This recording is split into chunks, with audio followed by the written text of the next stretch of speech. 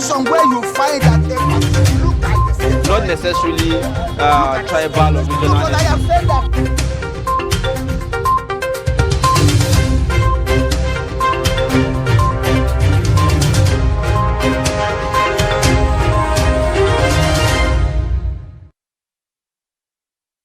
Welcome back. If you're just joining us, it's Daybreak on Trust Television, and it's that time when we bring you all the headlines from major newspapers from around the country. We will begin and run swiftly through this so that we can get perspectives from our in-house analysts this morning. And we'll start with the Daily Trust as usual. The major headline here is staying with the current development in the country. FG to replace striking doctors with ad hoc staff. Demands must be met. This is coming from the striking doctors, and patients groan as activities are grounded in hospitals across the country. You'll find the details of that if you read today's Daily Trust and open to page 4. And to other stories, we got jobs while serving Pioneer Corps members. And my aim of creating NYC not defeated. This is coming from former President Yakubu Gowon. You want the details of that? Open up to page 3.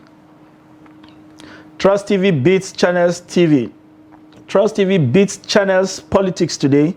Arise morning show at the Bond Award.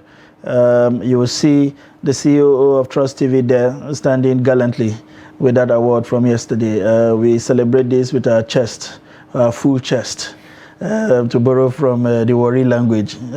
If you know how old we are in the market and the kind of giants that we had to beat to this race. Well, it calls for more work, like we have said, and we are ready and up to the task. And these are the major headlines on the front page of the Daily Trust.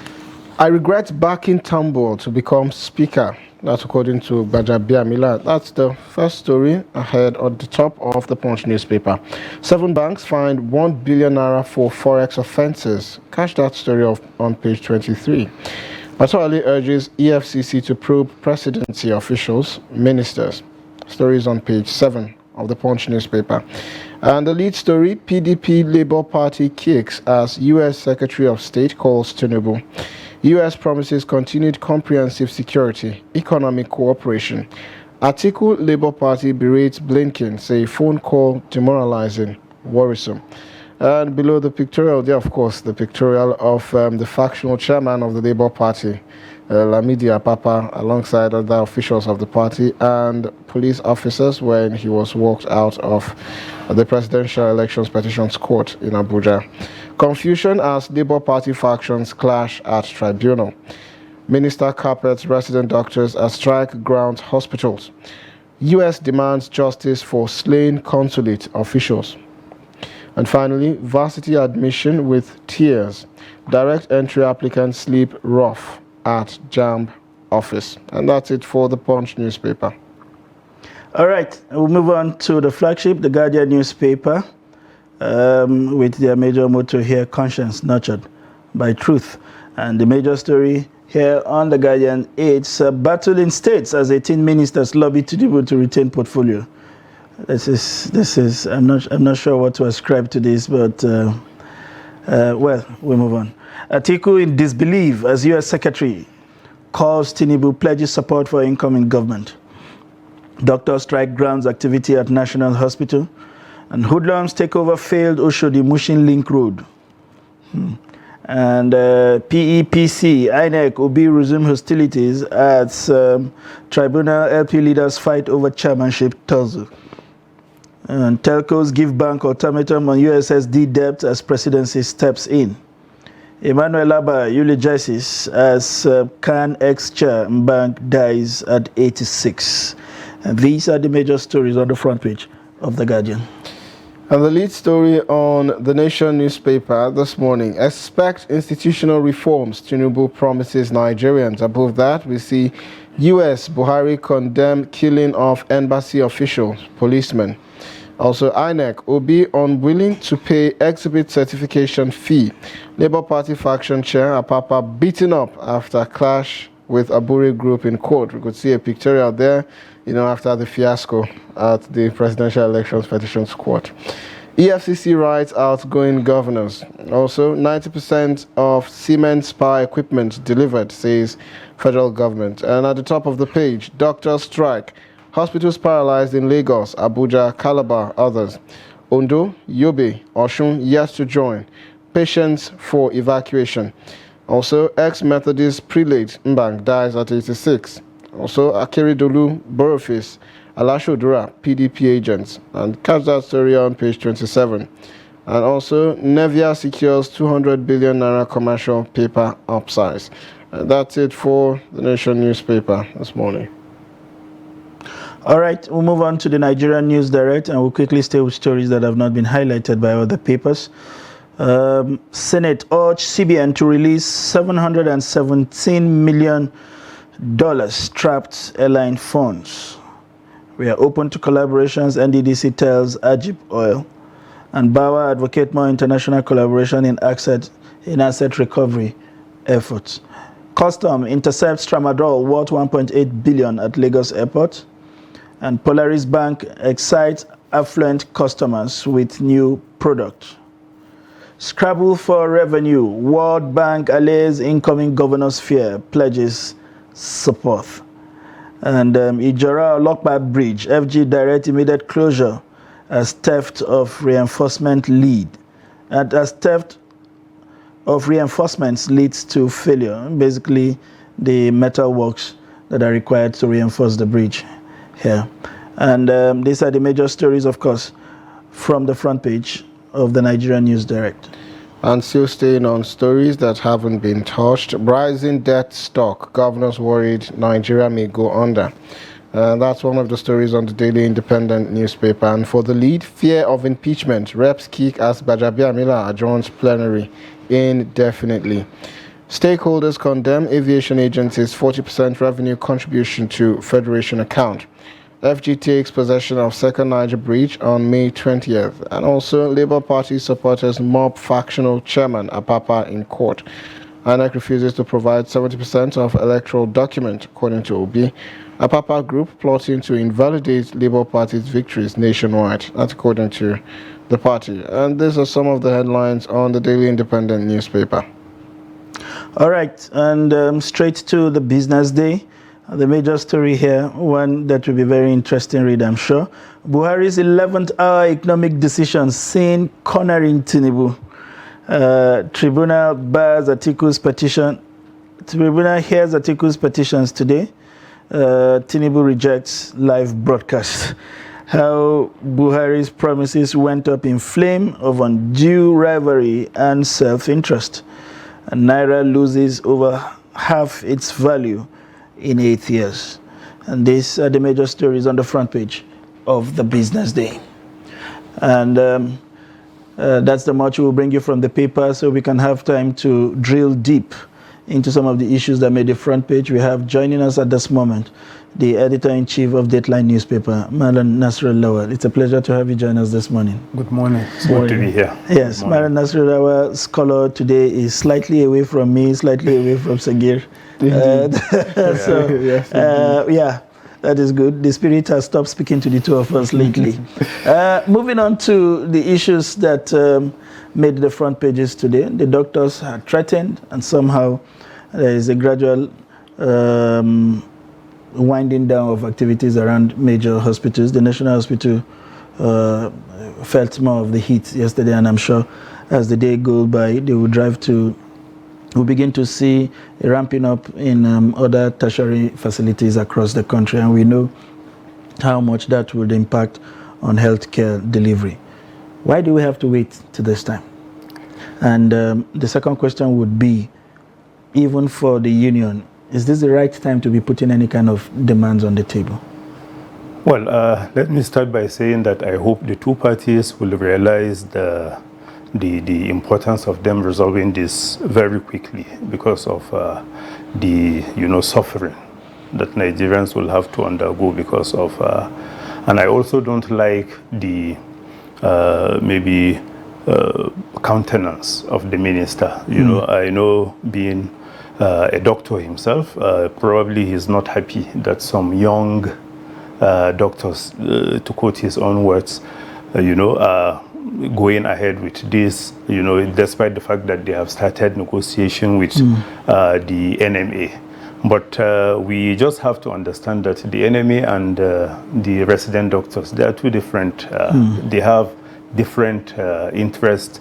So you don't expect, just the enemy to be able to decide on issues that directly concern the resident doctors.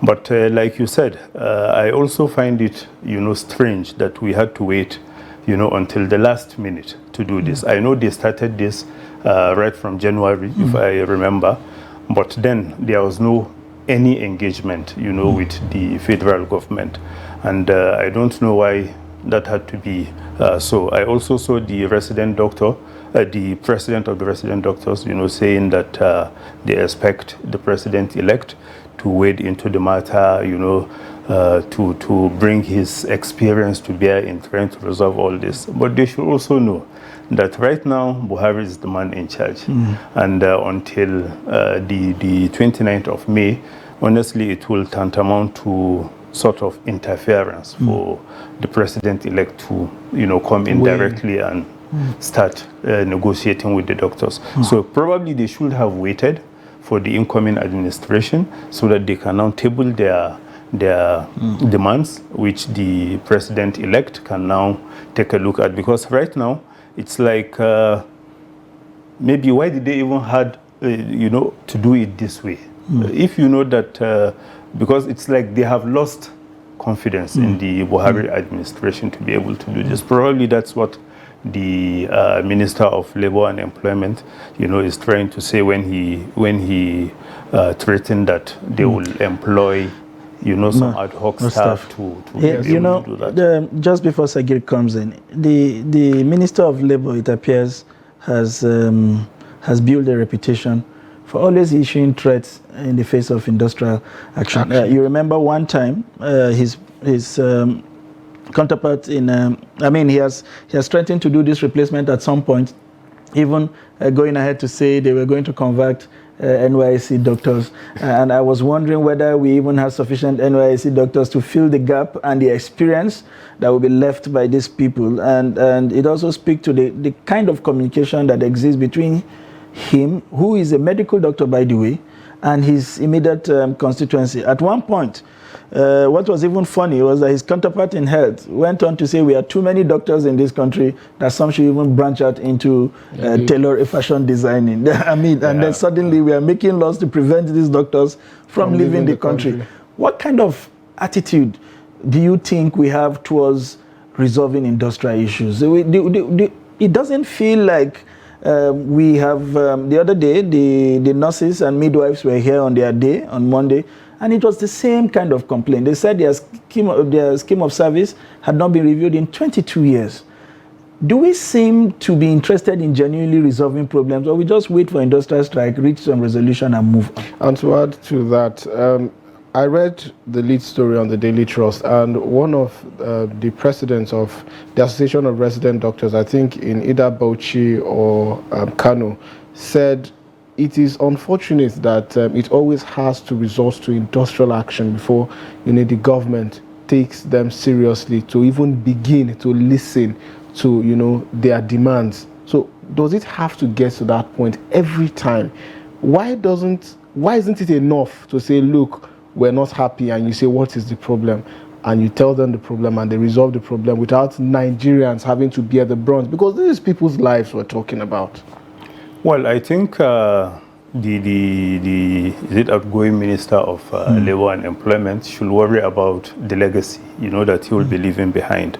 Because most of all these, comments coming from him, unfortunately, so many people will remember him, in that light. So I just don't understand why, you are talking about 40% of the doctors, on call in Nigeria, because the resident doctors, even though we see them as very young doctors, people that are just starting early, it's not their fault. You just have to begin from somewhere. And now that they are in the service, we should treat them with all the respect that they deserve. Because what they are doing, threatening to go on strike or embarking on strike is something that, the Constitution allows them to do. And they are also allowed by the Constitution to form associations. So rather than, resorting to all this ego and what have you, we should have engaged them, right from the beginning. Because if we had done that, probably they wouldn't have embarked on this strike, because they had to issue a threat, that if you don't do this, if you don't engage us at least, we will embark on strike, because it will show that you don't have anything to offer to us. So because of that, they ended up, embarking on strike. And rather than engaging them, you are busy, going all over the place, issuing threats. And the threat has not, succeeded in stopping them from embarking on the strike. And then how do you even replace them? We are talking about the fact that Nigeria has shortage of doctors. And then the few ones that we have, we are treating them in a way that, they will have to start thinking, of what to do with their future. Somehow, sometimes this is responsible for all the rush to go abroad to practice, where your services will be valued. Because right now, that's what we are showing. And then there is also the problem of, the federal government and then the state governments. Sometimes what the federal government can offer, so many state governments may not be able to do that. Like, if you look at the minimum wage, for instance, so many states, at the local government level especially, they are still not implementing it. And this is something that is a law, agreed by all the stakeholders. So the same thing with issues like this. I think the federal government should find a way of carrying the state governments, along, so that in the end we get to resolve all these issues amicably. Okay, so doesn't this indict the administration, this current administration, with regards to handling issues? Because remember, judicial workers were on strike at some point. Let's not even delve into the details. Of course, ASU has become a yearly tradition, unfortunately. And then here it is, the resident doctors. What are they requesting for? Number one, they're asking for a review of their salary structure to up to 200%. There's also the review of the medical residency training fund, and as well as other issues around that. Now, and then here is the federal government saying that it wants to increase the salary of civil servants by 40%. Isn't this adding petrol to the fire, seeing that you've not been able to address a plethora of all of these issues that different unions have raised over time, and then you're saying you're increasing salary by 40% and it is not going to cover, the entire Nigerian workforce? Well, sadly, even the talk about, reviewing upward the salary of civil servants, they wouldn't be here to implement it. This is something that you are pushing to the incoming administration, and they may not be buoyant, financially buoyant to be able to take on all these promises you are making. So you should have, limited yourself to things you can do within the term limit you had. But here we are just making, all sorts of promises, now that we are about to leave the stage. Honestly, I don't see this as speaking well of the administration. All right. You set the tone for what my next question will be, and that is coming from Business Day. Today, the major headline on Business Day is saying Buhari's 11th-hour economic decisions, saying cornering Tinubu. You've mentioned one of them, a 40% raise in salary, but we don't know where the money is coming from. There is a talk about the 800 million naira debt we are pushing through with all forces, and people are saying, if you have deferred the removal to the next administration, why not allow the next administration decide on what kind of palliative or how best to go about it? We have seen last-minute contract award, last-minute appointments into boards and agencies, where you could as well just allow the acting heads to stay on for another 1 month and allow the incoming person do something on a substantive mode. Mr. Sorry, because you just spoke about last minute. I saw the story on the Daily Trust as well. 12 days to go, Delta Assembly approved 71 billion naira supplementary budget for OKOA. So it's not just the federal government. State governments are doing the same. Absolutely. But what do you make of this? I thought by now we should be comparing notes, winding down, introducing people to policies. Exactly. Why? But they will keep arguing that government is a continuum. We understand that, but if something is supposed to be strategic for the long term, why not allow the new administration take this decision? What's the rush to want to implement some of this policy at all cost? Well, to start with, it shows clearly that all these talks about transition committees, that the federal government and even the states,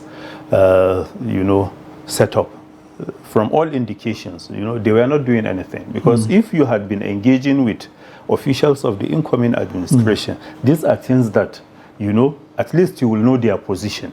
You'll know whether it's something that you need to go ahead and even make some pronouncements over. But the fact that you are just saying them, and then you can see, even though the president-elect is not coming out directly to counter some of these things, the people around him, from their body language and some of the things that they are actually saying, it shows that some of these things that are happening, they may be reviewed.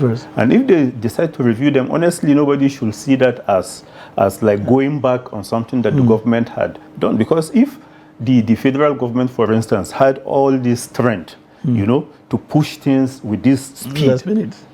Why wait until the last minute? Exactly. So that's the thing that so many people will be asking. And I hope by the time the incoming administration comes in and start reviewing all these issues, Nigerians will understand why they had to do it. So, on a lighter note, we saw the fiasco yesterday at the Presidential Elections Petitions Tribunal. What do you make of that?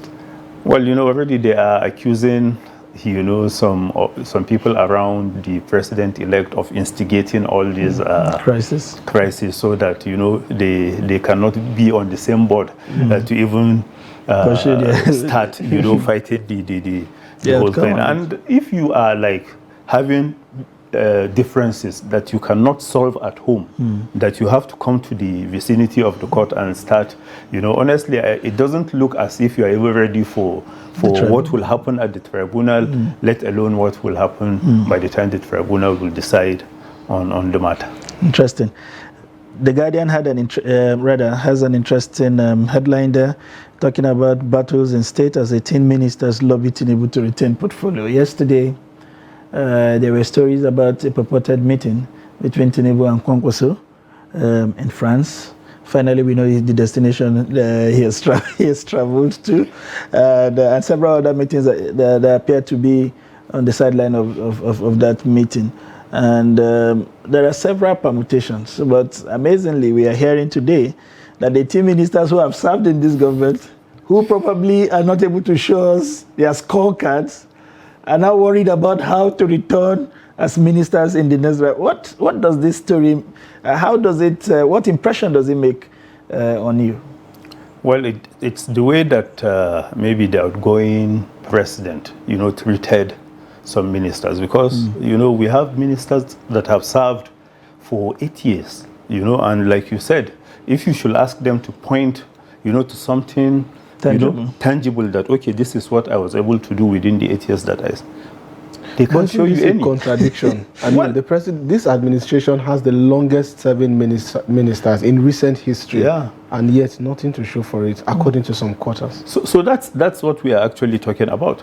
If you allow these ministers, even if they are to be given the chance to serve under the administration of President-elect Bola Tinubu, they will still want to go ahead.